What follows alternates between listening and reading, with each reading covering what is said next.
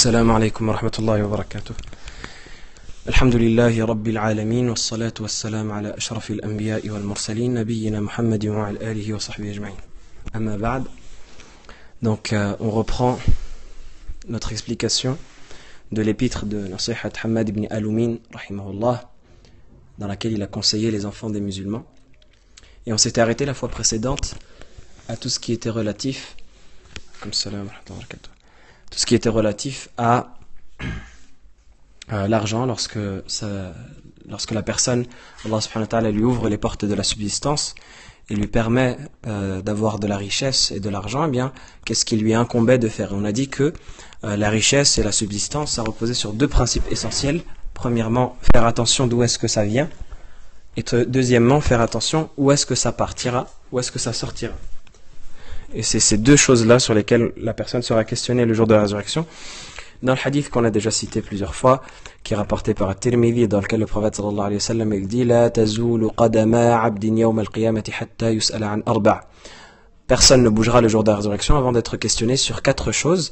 Et la quatrième de ces choses, on a dit, c'est wa an malihi fi maktasabahu min ayna iktasabahu wa fi ma anfaqah.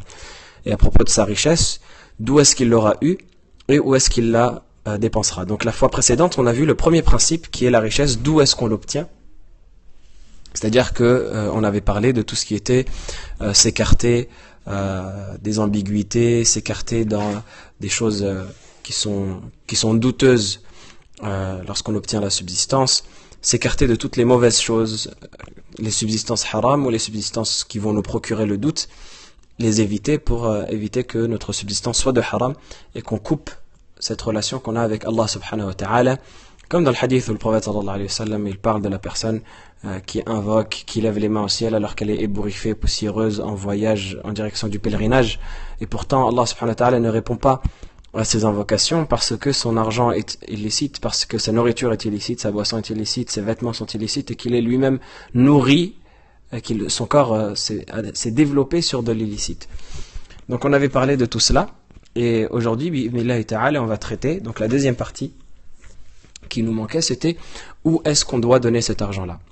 Donc déjà, comment est-ce qu'on doit gérer cet argent? Comment est-ce qu'on doit gérer cette richesse-là qui nous vient? Quels sont les conseils, quelles sont les recommandations qu'on a dans le Coran et dans la Sunna qui nous éduquent par rapport à cette richesse-là qu'on obtient? Donc ça, c'est mentionné dans la parole où l'auteur il dit وَاصْرِفْهُ فِي حُقُوقِهِ مُمْتَثِلًا لِقَوْلِهِ سُبْحَانَهُ وَلَا وَلَا. Il dit dépense-le, cet argent-là, dans ses droits, c'est-à-dire dans ses devoirs, dans ce que tu dois dépenser, dans ce pourquoi tu dois dépenser, en te conformant à la parole d'Allah subhanahu wa ta'ala. Il dit ne pas et ne pas. C'est-à-dire, il y a un verset où Allah subhanahu wa ta'ala il dit wala wala. Il y a ces deux paroles-là qui sont mentionnées dans le même verset.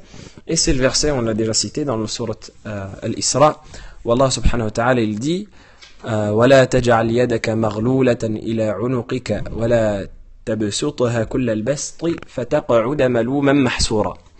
Donc ce verset, Allah subhanahu wa ta'ala, il nous invite à faire preuve de modération et de juste milieu dans notre richesse. Il nous dit tabaraka wa ta'ala وَلَا تَجْعَلْ يَدَكَ مَغْلُولَةً إِلَى عُنُقِكَ. Et ne fais pas en sorte que ta main soit scellée, soit attachée à ton cou. Et on a dit ça, c'est une figure de style qui montre le fait que la personne, elle ne donne rien, elle est avare, elle n'est pas dépensière, elle ne donne rien du tout.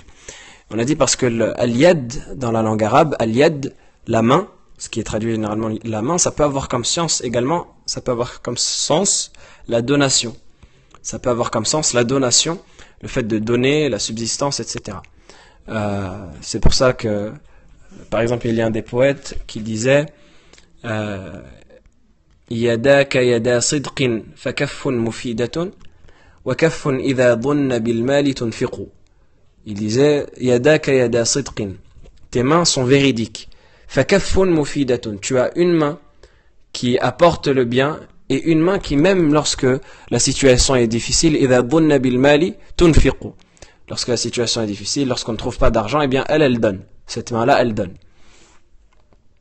Et Ibn Malik, le grand savant de la langue arabe, disait même dans sa Alfiya, il disait il a rapporté comme exemple, il dit al-khabaru al-juz'u al-mutimmu al-fa'ida qu'Allahu barrun wal-ayadi shahida. Il disait, en parlant du khabar, pour ceux qui connaissent la grammaire, il dit al-khabar, cette partie-là qui termine la phrase nominale, et il donne comme exemple Allahu barrun wal-ayadi shahida. Allah subhanahu wa ta'ala donne des bienfaits, donne immensément de bienfaits, wal-ayadi shahida. Et les mains le prouvent. Donc ici, le sens des mains, c'est les bienfaits et la donation. C'est les bienfaits et la donation, comme le veut le sens en langue arabe.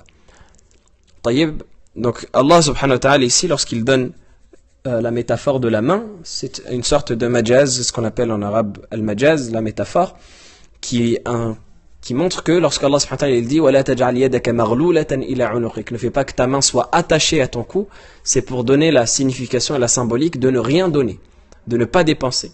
وَلَا تَبْسُطْهَا كُلَّ الْبَسْطِ, et ne la tends pas totalement. Ça c'est pour donner la symbolique inverse du fait de trop donner, de trop dépenser.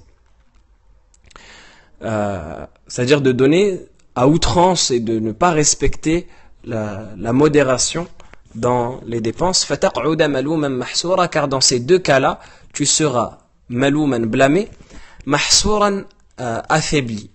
Mahsour, c'est le mot qui désigne la faiblesse. Quand on parle en arabe ça vient du mot hasir.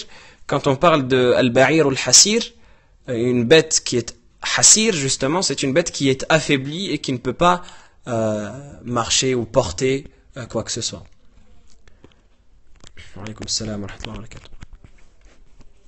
Donc ce verset-là, qu'est-ce qu'il nous invite à faire? Il nous invite à rester dans le juste milieu dans nos dépenses, à ni aller trop dans les dépenses, ni ne rien donner et être avare, ni être totalement avare, ni être également totalement philanthrope, de sorte à ce que on garde rien pour les autres choses importantes. Et ça, c'est une caractéristique par laquelle Allah subhanahu wa ta'ala a fait les éloges de ses